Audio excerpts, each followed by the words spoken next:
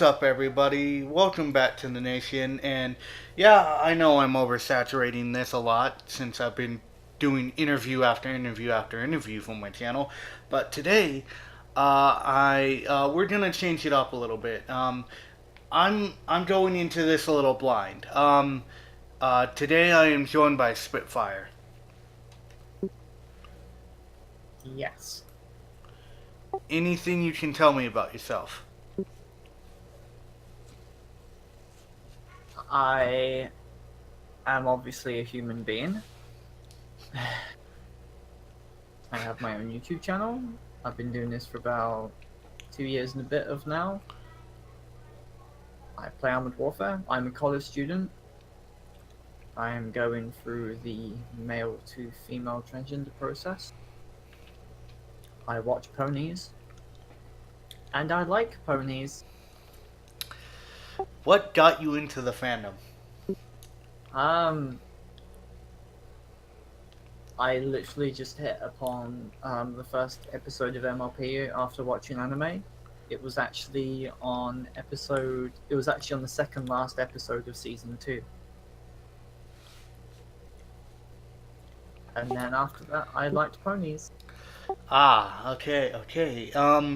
Anything you can tell me about what you currently do in the fandom? Mostly I criticize other people. And has that gotten you popular? Has anything in the fandom gotten you popular? No. Although I think my fiance is popular after making Dead Tree, but I am probably not very popular in the MLP fandom. Have you gone to any of the cons? I have been to BabsCon twice, which is the convention in San Francisco in April. Now, what was your void of transportation? I took the plane. Oh man, I envy people who can fly on planes. I'm scared of heights. But continuing forward, yeah, I'm going into this really blind because I don't know anything about what you do. I stream games and hope for the best. That's about it, really. Yeah, well, what I mean by I don't know anything that I do is I've not seen you anywhere else since because you're not popular. Well, I'm not very known in the.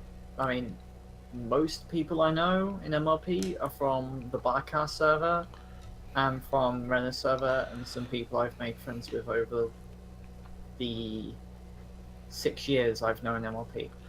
Okay. How do you feel about any of the other spectrums of what bronies do in the fandom? Like the react bronies, the analysts, the singers, dancers, animators?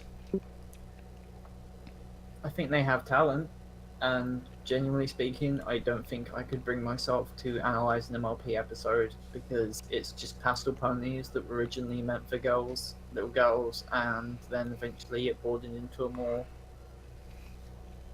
There are a few jokes for mature audiences, and I like that. But people who analyze the episodes, I think most of the time they're probably overdoing. Okay. And how did you feel about season 8, episode 13? I have not watched season 8. Oh, just watch episode 13. The last scene of that gave me nightmares.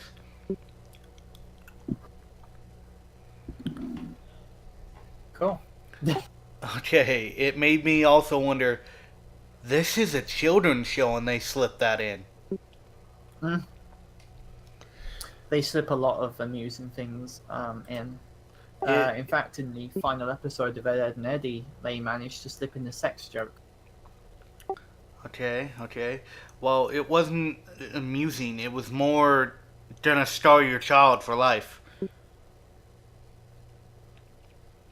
MLP's dealt with a lot of subjects before, such as death, which I think was for the tank episode, grief and losing people. Yeah, but that doesn't touch anywhere close to seeing Siths of the corrupted main Siths get turned into Lauds by disintegrating. That was there's been some death in MLP before. In the MLP movie, a lot of the Storm King's guards were basically disintegrated into ice and broken. So they were frozen and then they just fell into like little pieces.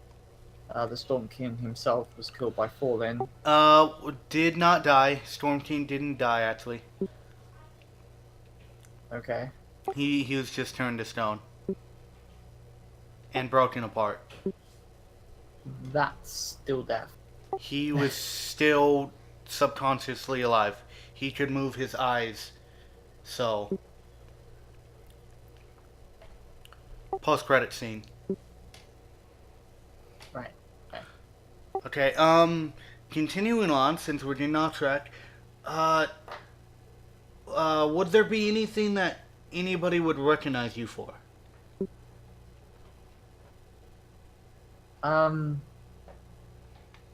MLP wise, I was the person on stage in BabsCon who got proposed.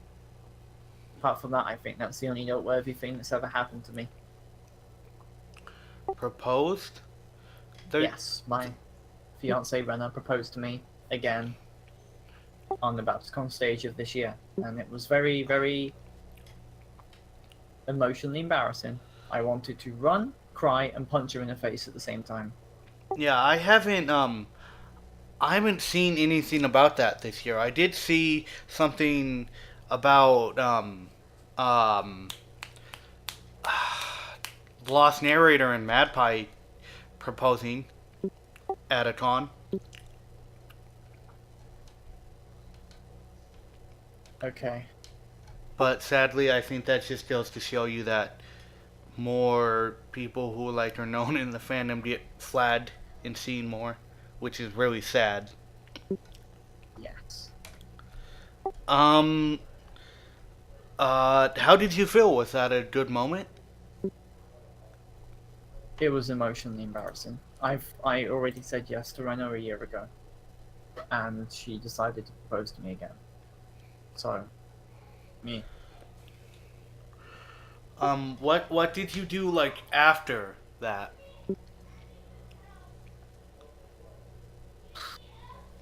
What I did or what we did, because we didn't do anything because Renna was playing Queen Quake at the time.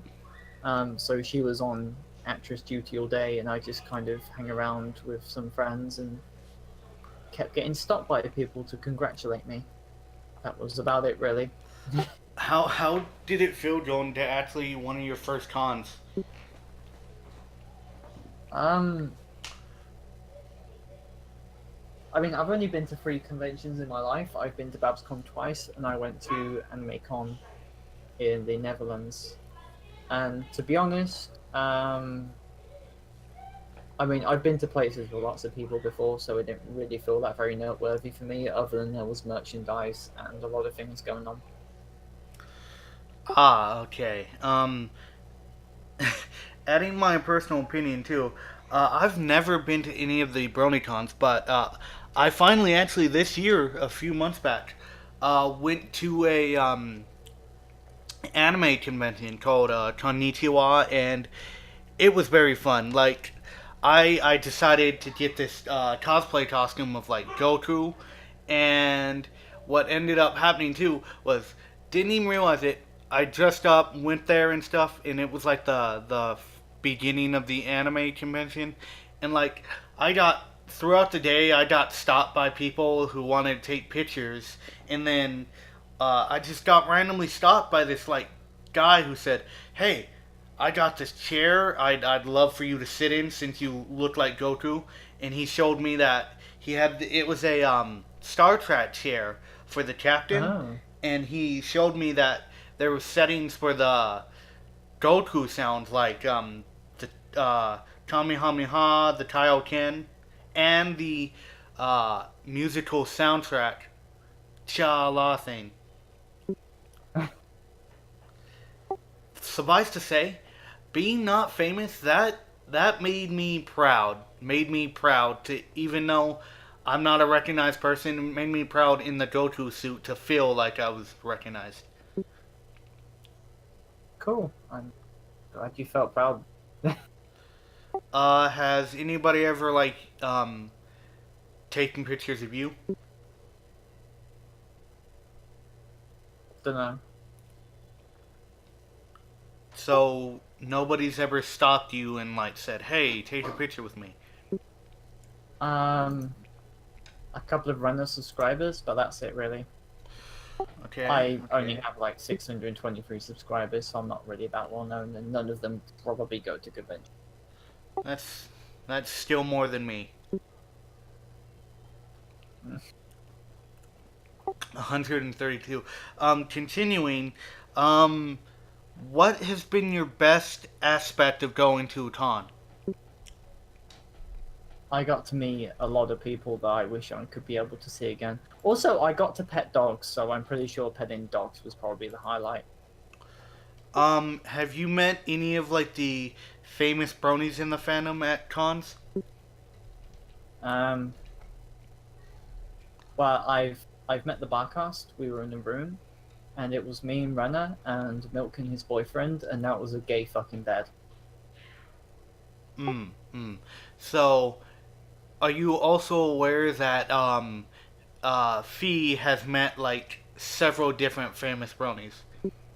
She has. She even collaborated with one of them, as well as that guy called Toon Credit or something. And to be honest, when I saw that guy, I knew there was something Let's up with not him. talk about him.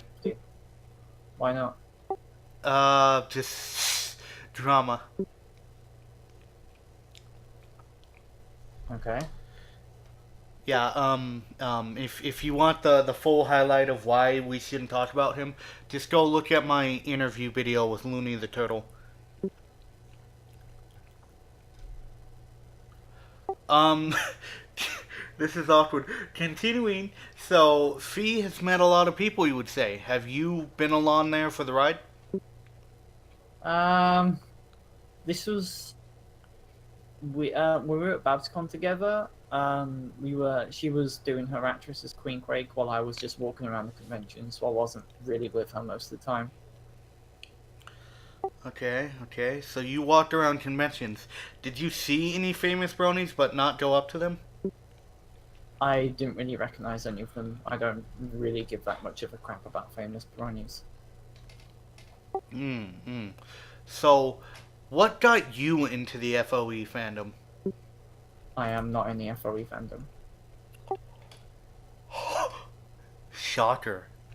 Well, it's just a bunch of people trying to shoehorn pastel-colored ponies about love and friendship into a war-torn Okay, country. okay. I don't know. Let's not say any of that. You'll piss a few people off. Well, let me. Not on my channel. Okay. Um, I mean, anything else besides that? Since I actually have fans that like that, we could talking about anything else that you have negative opinions on. Well, I'm just here for the ponies.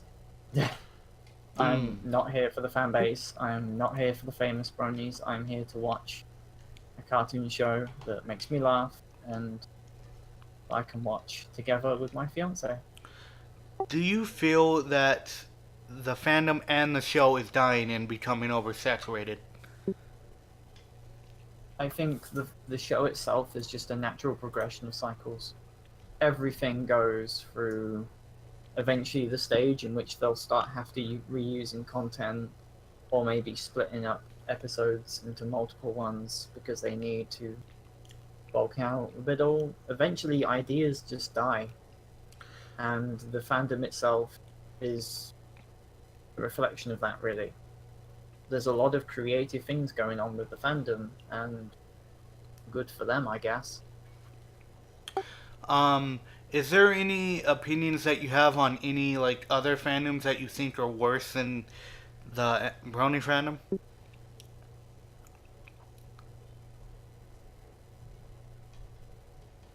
Oh God. I know the anime fandom can be extremely elitist of things at times,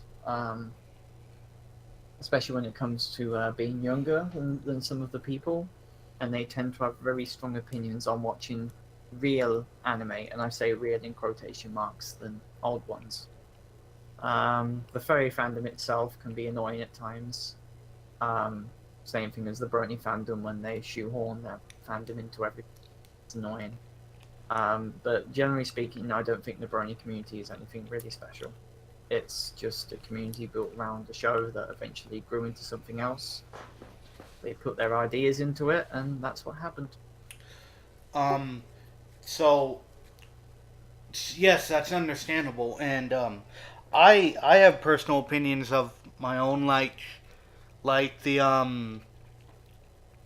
Steven Universe fandom, the a lot of fandoms, Steven Universe, Overwatch, just so many things have so many fans and fandoms have shit wrong with them. I think a lot of fandoms have something wrong with them. Eventually, the fandom itself becomes a kind of cult. Dissenting opinions are rejected. Certain opinions have to be in line with others. Um, that's what happens, really. Eventually, it becomes a group mentality. Well, you also might not be aware of this, but there was an artist in the Steven Universe fandom that drew like Rose Quartz skinny, and everybody just hated on this artist to the point where she wanted to kill herself. That's disturbing. Yes, because all she did was, in her own views, draw this fat character skinny and beautiful. And it was fan art, quotations. But, I. We'd be here all day if I labeled everything wrong with every fandom. I think every fandom has something wrong with it. Something great about it, something wrong with it. It's perfect. Yeah, the Steven Universe fandom, shut in assholes, Homestuck are cringy little babies. But, To be honest, I've never watched Steven Universe or Rick and Morty or anything of that, really. oh yeah, well, I love Rick and Morty, but the fandom, ugh. And I can't get into Steven Universe. And a bunch of people back then tried to get me into Homestuck. I couldn't do it. It was too boring. It sucked. Okay. But contrarily to belief, people say there's every fandom is godforsaken, and I believe that is not entirely true. I believe there is one fandom that is so secret and hidden that nobody can say shit about it, and it's surprising because like nothing pops up about the fandom at all. Like there is a fandom of it, but like you can't find cringe or drama anywhere in this fandom. And this fandom is the Red versus Blue fandom. I imagine that fandom being the Halo characters. I never got into it. I think my cousins forced me to watch a few episodes. I was like, yeah, it's not. The first 5 seasons are boring as shit. I don't really feel the need to watch it, to be honest. But anything past that was really good. Although it's not everybody's cup of tea, and I know I'm getting really far off a track. Um, uh, is there anything else you want to say? Um, be honest. Um, when it comes to being in a fandom, I've seen this happen a lot. But let people with dissenting opinions talk and hear them out. being able to reflect and talk about your views with others, maybe change them, maybe reinforce them, is always a good way to enhance and help yourself. Don't be part of the herd in terms of how rigid it can be sometimes. Okay. Interesting outlook on life. So let me also ask this. Um, what do you sometimes like every day wish your channel in whatever aspect you do would be bigger? I wish to be honest, I wish um, I was born biologically female because I'm pretty sure I would have a lot more views right now and people watching. As of the moment, people see a relatively female looking person, but as you can tell, I have a relatively male voice. So it screws with people, loses me subscribers, loses me views, loses me attention, etc., etc., etc. And even though I have it plastered on my stream that I am a transgender person, work in progress, I do get a lot of hate mail. I get a lot of negative attention because of it, because people don't like dealing with the unknown. Wow, wow, that that's that's terrible. Oh God, I should have asked Paul people what her fuck his fans thought about his voice because apparently when he was born, his vocals got messed up to the range where he's always high pitched, and he sounds like a female.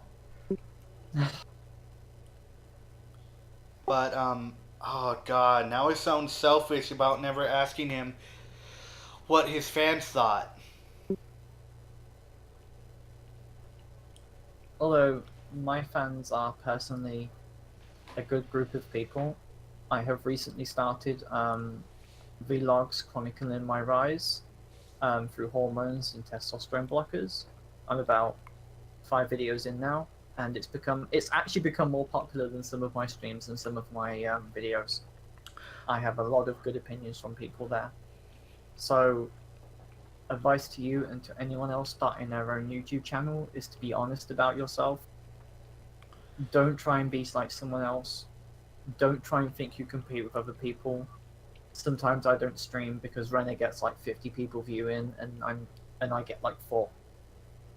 It's not a good outtake on life when you try to compete with people or compare yourself to others, especially when it comes to YouTube and streamers. Be honest. And if you can make a good way to make content, like I found out with my transgender vlogs, go with it. Hmm. Hmm. Um. uh, I just got like two other questions left for you, and the one of them's a personal question. So I already know that you got allowed to go through this, but like, what mindset were you at? Were you at the time they allowed you to? They allowed me to. Go ahead with hormones. Oh, I was relieved. But at the time, I realized that to myself, even with a amazing woman that Renner is, I realized and knew to myself that if they would not let me start on hormones, I would just kill myself. I have one of the worst cases of gender dysphoria that Daventry Hospital has ever seen in their lives, and I was more than prepared to just end myself if they said no, because I am not going to live in this body with this voice or as a man to the rest of society. I for a long time, I felt even when I was born, but I was aware of it in the back of my mind. But now it's more of a real thought that I thought this is not the body that I want. This is not who I originally was supposed to be. And if they deny me, that's just I don't know what I'm gonna do. It's just it's tough to think about that. I want to have a positive outlet of being accepted to do that, but it's creeping into my mind that they might deny me. Be honest. Tell them everything. What did they have you do before you went through hormones? I was lucky because I was living at college and at home as female. So I had on my college badge as a student saying Sophie, my surname. Um, so I actually knew about it beforehand. But for the UK and I think for some other European countries, is that in order to be on hormones, you must be at least for a year, or with good reason, that you are living in role as the gender that you are. Well, what they want me to do first is the psychologist wants me to like go and like do exercise and stuff and like fits my lifestyle, and it's to test to see if I'm still unhappy about my life as what I am now. And if I think if I'm still unhappy, they're gonna have to go through with like me for a year first dressing up in clothes like that, and then the next year they'll do hormones, etc., etc. If you want advice, try wearing more androgynous clothes. Try and more. Don't go overly female because if you do, you'll get looked and stared at by people, and they'll think you're a fucking idiot. But go I the raw honestly thing. don't care what people would judge me. That's the one thing. Okay. But thank you for the tips too. And another thing, um, when I was in school, elementary up to middle school, not high school though, but up to middle school, every teacher I had was all female. Mm, So I don't know if that's another thing that weighed heavy on my mind. But I feel Female that's teachers are generally more supportive. I feel that's another reason why I'm very more respectful towards women than men. Because I grew up around women. But I think it's mostly a thing. what were you gonna say? I think it's mostly a thing that a lot of boys never really grow up. Can you They are elaborate? if you look at the UK, for example, a lot of, let's say, football hooligans are people who are very egocentric. They um, they like going out with their friends to the pub, and they have been continuing this pattern of behavior since they were 14. And a lot of people, and a lot of these people are now in their 40s and 50s and 60s. They genuinely, well, they generally hold more boyish social, political views, education, whatever. Um, and generally speaking, I can see, well, when I was at school and in college now, is that usually you can tell these people right out because they have not grown up. And I think that it's most of the time these people, men, women, whoever, have never really taken a look at themselves, have ever really done a soul search or actually considered their feelings. So they eventually just become the same person. They never grow up. They never evolve mentally. They just continue in the same pattern as they were when they were young. Is it social factors? Is it parents? I don't know, but it does seem to be a trend. What does that mean for me then? It means is that you are likely to have been given a more effeminate childhood and early teen years. So you were probably more likely by your female teachers to be given support. Usually, women are a lot better at emotional support, to be honest. Us girls are good. So probably got in touch with your feelings a lot more than the males of your class, etc. And I guess it eventually managed to broaden your view on things, as well as to learn that you may have you may be different than what you originally thought, and it's okay. Well, another thing about that too is I would get highly emotional about things like death and uh, shit like that. And in my earlier years, um, I for one in my mindset thought, hey, it's all right to have feelings and shit like that. But then for a little bit of time, but they never broke me into it. My brothers would like call me a pussy, a crybaby, and shit like that.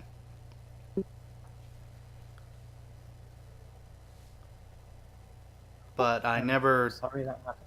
I never let that determine me. And a lot of times, my brothers would also, in their mind, uh, playfully, brotherly beat the shit out of me to make me stronger, quote unquote. All that does is just emotionally break people. Doesn't help. I've seen that happen. Never works. Honestly, and I think my dad's caught on a little bit of this too. And I don't like doing this in front of him, but like when he goes to like hug me from behind or pat my head, I move and jolt away because I think in I'm so like focused now that I jolt away from thinking someone's gonna hit me. Yeah. As far as I know, nobody touches me from behind because I punch people. I almost punched my dad in the face several times. I don't like I can handle it, but I don't like people usually coming up behind me. Given what you went through, that's perfectly reasonable. But I think the thing's been going on long enough. My last question for you is if you had the chance, what would you change in your career or in your life? I would go back in time and give myself a laptop when I was doing my exams in secondary school, which would be high school for you, and I would probably been able to pass in all of my subjects because my handwriting is so bad that I can't read it and it's legible. If you want a good piece of irony, I got a B in English writing and literature. Oh, I got an A in mine, but my writing on paper was terrible. That's why I did all of my work on computer so I could type it out and looked clean when I printed it. Mm. But yeah, that's about it. Actually, can you tell me the history of your OC in that picture? Um, this is actually drawn by Panda, um, who is on Rena's and mine's Discord. She is a wonderful person, and one day when she was stressed, she decided to draw a picture of me and send it to me. So here we go. Here it is. This is me now. I have plenty of selfies, especially on my channel and everything. So this is, I guess, a more cartoony version of me with my I foxes. that's very good. I'm also very thankful that some artists do request because um someone could have denied that picture right there, that drawing that's in my profile picture. How's that? Um, although I think I did piss off the artist because they worked hard on a request to draw that, and I'm like, oh, that's a griffin. I wanted you to draw a hippogriff. Uh, Yeah, but I'm stuck with that, so I call that Black Feather 1.0. And that is my seventh OC that I've did in the last 7 years. I've only had two two OCs ever. I have a furry and a pony OC. That's it. My Mm, OC isn't actually an OC, it's Spitfire from the Wonderbolts. mm, I started using that name in War Thunder, and it's carried on to pretty much all of my in-game names. So I don't think it's exactly an OC I can ever go around legally speaking. And my furry OC is just me as a fox, really. okay, okay. So, and it's stupid because I don't know how I did this, but um, this is what I started out with. I'm like, oh, cool. So I was like, hey, I'm gonna make an Alicorn, and then I was like, oh, I'm gonna make a Pegasus, and then I'm like, oh, let's chop her in half and make her wings and back legs. Well, no, her all four of her limbs, her wings, and some of her stomach and lower butt area metal. And then I was like, oh, let's have another OC that's called Whiteout, and she was a Terran or basically a dragon pony. Mm-hmm. I forgot the other one's name, but that other one was supposed to be a spin off to like this Fall Equestria character from this rewrite I tried to do but never finished. So I forgot. Oh, Aqua something. It was Aqua something. She was a unicorn, and the other one I made was uh, strawberry chocolate, which was like also a unicorn or an earth pony. And then I made Misty Storm, and the last one I have made is Black Feather. Mm-hmm. Those are the history of all my OCs. And what's funny is they're all the same person, by the way, since my OC is a Time Lord. Hmm. Cool.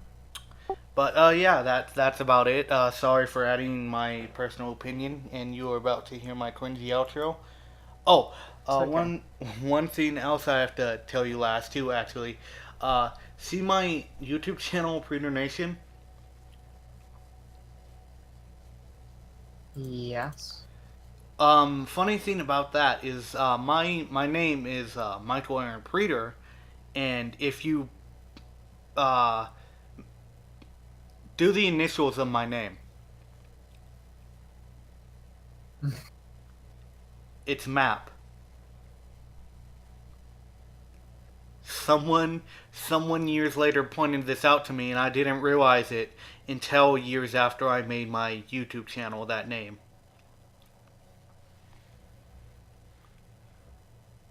But wow, 37 minutes. Hope you guys really liked this video. It was really great to actually spend some time interviewing Spitfire, even though I really want to try Fia every time she's busy. Um, I really liked it. I hope Spitfire did as well. I did. Okay, and remember, Jordan Nation, Preacher Nation. Bye bye.